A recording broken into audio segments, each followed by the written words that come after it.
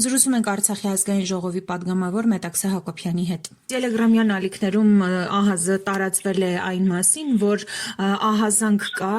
թե արցախցիներից ոմանք Հայաստանի քաղաքացիություն վերստանալով իրենց անձնագրերում հայտնաբերում են, որ ծննդավայրը նշված է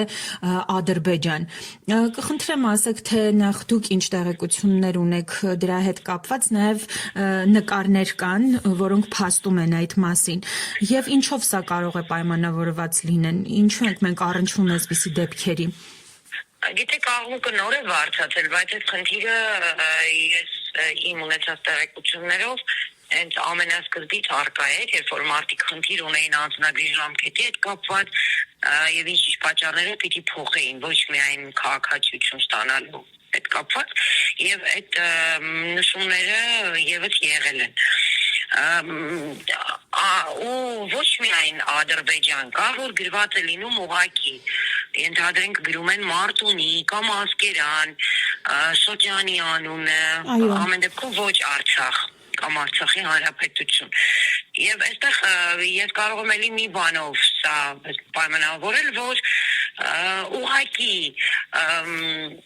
անլրջության հետևանք, որտեղ կոնկրետ հստակ որոշում չկա, եւ անձնագրայիններում գրում են այնպես, ինչպես իրենց հարմար են գտնում, կա ներքին հրահանգ, այսպես քաոսային ինչ-որ բան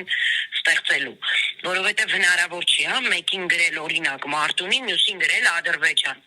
Պետք է գրել ուղղակի Արցախ կամ ինչպես իրանք են ասում, նույնիսկ Լեռնային Ղարաբաղ, բայց ոչ Ադրբեջան իհարկե։ Սրանով իրենք եւս մեկ անգամ հաստատում են այդ հանգամանքը, որ իրենց համար այո Արցախը Ադրբեջան է եւ դա իրենք ընդունել են։ Այստեղ ես ուղղակի մի տեսակ չեմ հասկանում այն քաղաքացիներին,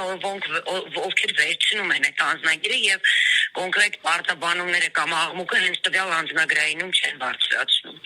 որտեղ սա տեղում բարձրացնելու եւ տեղում պատասխանները ստանալու հարց է։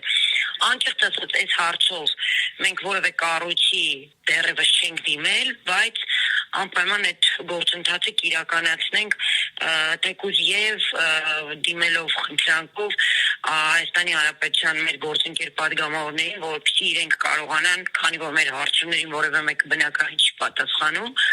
հարցումների միջոցով ճշտել իրականությունը։ Ին Հակոբյան, այսինքն միտումնավոր քաոս է ստեղծվում եւ հիմնական պատճառը ինչը կարող է լինելու։